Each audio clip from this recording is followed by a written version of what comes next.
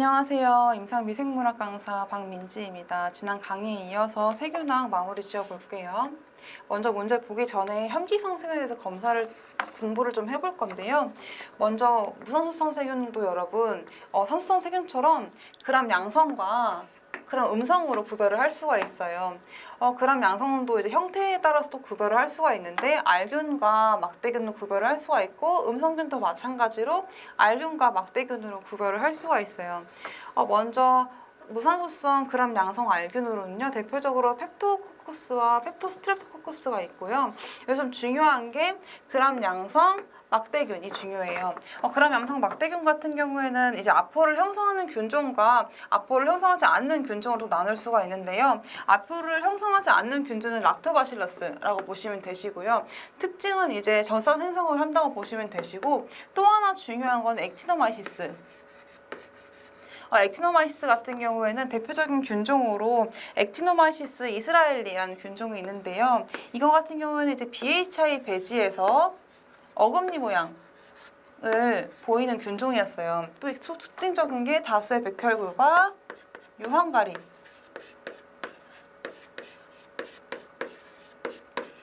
제가 노카디아 그때 문제 풀이하면서도 설명을 드렸는데, 이 액티노마이시스와 BHI 배지, 어금니 모양, 유황가리, 이게 네 가지를 꼭 연결을 해서 외우라고 말씀을 드렸어요. 일단 이 클로스트리디움 말고 이쪽을 먼저 볼 건데요. 그람 음성 알균으로는 여러분 벨리오넬라가 있어요. 별 특징은 없지만 질산염을 환원하고요. 자외선을 비추었을 때 적색의 형광의 특징을 가지고 있고요. 중요한 게 여러분 그람 음성 막대균 중에 박테리오디스가 있는데 대표적인 균주가 박테리오디스 프라길리스 균종이에요. 이 균종 같은 경우에는 여러분 벡타락타마제 양성이고요. 담즙 메스큘린이 양성이에요. 그래서 여러분 약간 무산소성 세균 중에서 뭐 검은색, 뭐 흑색 이런 말 나오면은 이 박테리오디스라고 보시면 돼요. 그리고 이제 그럼 양성 막대균 중에서 아포를 형성하는 균종을 볼 건데요. 유아포균. 우리 산소성 세균에서 아포가 있는 균종은 바실루스였었죠. 무산소성 세균 중에서 아포가 있는 균종은 클로스트리디움인데요. 이 클로스트리디움에도 이제 속이 있어요. 균주의 종류가 있는데 이것도 성상에 따라 균종을 좀 동정을 할 수가 있어요. 클로스트리디움 퍼플리긴게네스와 클로스트리디움 보툴리늄, 그리고 클로스트리디움 테타니, 클로스트리디움 디피실리가 있는데요. 균종을 동정을 할 수가 있는데 클로스트리디움 퍼플리긴게네스 같은 경우에 여러분 현막이 있어요. 현막이 있는 균종이고요. 그러니까 반대로 운동성이 없고, 나머지 균종들은 현막이 없고 운동성이 있다고 보시면 돼요. 또 하나 중요한 게 여러분 이 클로스트리디움 퍼플리긴게네스는 용혈능이 이중 용혈이에요. 굉장히 특징적인 건데 뭐냐면은 이렇게 배지에 알파 용혈과 베타 용혈이 같이 보이는 거를 이중 용혈이라고 해요. 클로스트리디움 퍼플린게네스 같은 경우에는 이중 용혈을 띠는 균종이고요. 보툴리늄과 테타니 같은 경우에는 완전 용혈, 베타 용혈을 띠고 있고요. 디피실리 같은 경우에는 별 용혈을 띠지 않아요. 또 하나 되게 중요한 게 이 레시디나아제. 퍼플리긴네스는 레시디나아제 양성인 균종이고요. 보툴리늄과 테타니, 디피실리는 음성이에요. 퍼플리긴네스만 양성이고, 젤라틴은 이 세 가지가 양성이고, 디피실리가 음성이고, 되게 중요한 게 여러분, 퍼플리긴네스 같은 경우에는 가스기저균이라고 하고요. 니거 반응. 또 되게 중요하고, 이 니거 반응은 레시디나아제 때문에 일어나는 반응이라고 보시면 돼요. 레시디나아제 때문에 일어나는 반응이고, 또 하나 되게 중요한 게 역캠프 테스트.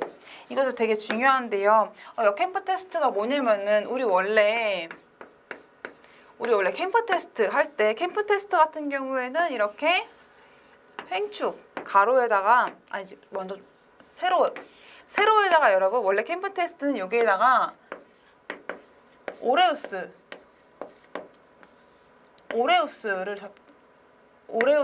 접종을 하고, 이쪽에다 횡축에다가 아갈락티아를 접종을 하면은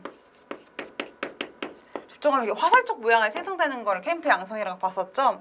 이렇게 이쪽에다가 종축에다가 오레우스를 접종을 하고 횡축에다가 아갈락티아를 접종을 했을 때 이렇게 화살촉 모양의 용혈대가 생기는 거를 캠프 테스트 양성이라고 했었어요. 근데 지금 여러분 역캠프 테스트 양성이잖아요. 이게 반대라고 보시면 되는데, 방금은 이 종축에다가 오레우스를 접종을 했잖아요. 역캠프 테스트 같은 경우에는 오레우스 자리에다가 여기에다가 아갈락티아를 접종을 하고 이쪽에 횡축에다가 클로스트리디움 퍼플링 기네스를 접종을 하면은 이렇게 화살촉 모양이 생기는 걸 역캠프테스트 양성이라고 말을 해요. 꼭 같이 외워두시고 여기 지금 별표 친 거 있잖아요. 여러분 꼭 같이 외워두시고요. 보툴리눔, 클로스트리디움 보툴리눔은 여러분 정말 중요한 게 이 통조림 식품에서 유발이 돼요. 주로 통조림 식품에서 유발이 되고요. 강력한 독소를 생성을 해서 식중독을 일으키는 균종이에요.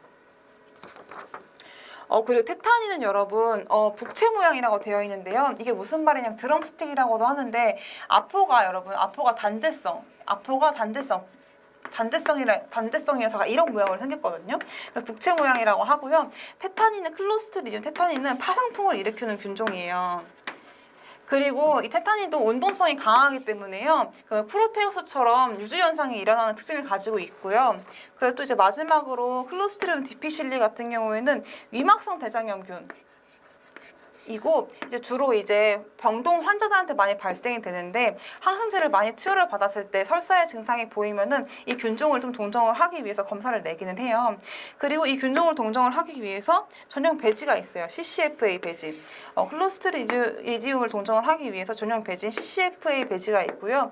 클로스트리디움 디피실리 같은 경우에는 위막성 대장염을 일으키고 이 위막성 대장염이 왜 일어나냐? 항생제를 많이 투여를 하고 설사 반응이 일어날 때 이 균종인가 볼 수가 있다라고 보시면 돼요.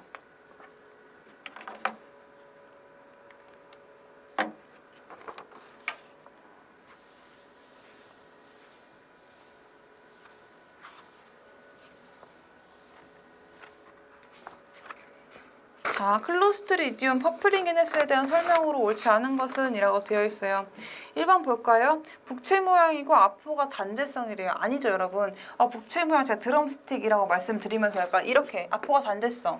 아포가 이쪽에 있어요. 약간 이런 식으로 생긴 게 있는데 이거 테탄이죠, 여러분. 퍼플링기네스 아니고요. 이거는 테타니. 화상품균의 특징이고요. 2번 볼까요? 혈액 우무배지에서 이중용혈을 보인대요. 맞죠? 클로스트리디움 퍼플링기네스 같은 경우에는 이렇게 알파용혈과 베타용혈이 같이 보이는 이중용혈 현상을 보였어요. 자, 3번 볼게요. 니거 반응, 에그요크 배지에서 레시티나아제 생성에 의한 하얀 침감대가 형성된대요. 맞아요, 여러분. 이 니거 반응이 뭐냐면요, 여러분. 이 에그요크 배지에서 레시티나아제 생성 때문에 약간 하얀 침감대를 형성이 되는 거를 니거 반응이라고 해요. 이 레시티나아제는 여러분 인지질. 이라고 보시면 돼요. 자, 4번 볼까요? 역캠프 테스트 양성이래요. 맞죠? 클로스트리디움 퍼플링기네스는 역캠프 테스트 여기다가 아갈락티아 를 접종을 하고 이쪽에 퍼플링기네스를 접종을 하면은 이렇게 화살적 모양의 용혈대가 형성되는 거를 역캠프 테스트 양성이었어요. 자, 5번 가스계절균이고 젤라틴 가수분의 양성이래요. 맞죠? 클로스트리디움 퍼플링기네스는 가스계절균이었어요. 자, 19년도 기출문항 볼 건데요. 클로스트리디움 퍼플링기네스의 니거 시험 양성과 관련된 효소는 이라고 되어 있어요. 정답은 5번이죠. 레시티나아제. 클로스트리디움 퍼플링기네스에 의해 생성된 레시티나아제에 의해서 이게 하얀 침강대를 형성하는 거를 이제 니거 반응이라고 했었죠.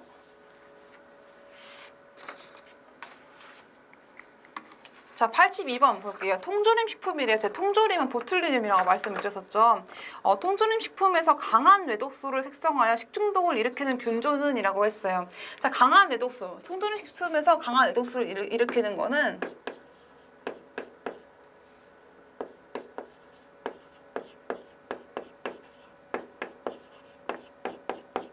보툴리눔 톡신으로 인해서 강한 뇌독소를 생성을 하고요. 보툴리눔 독소증을 일으켜요.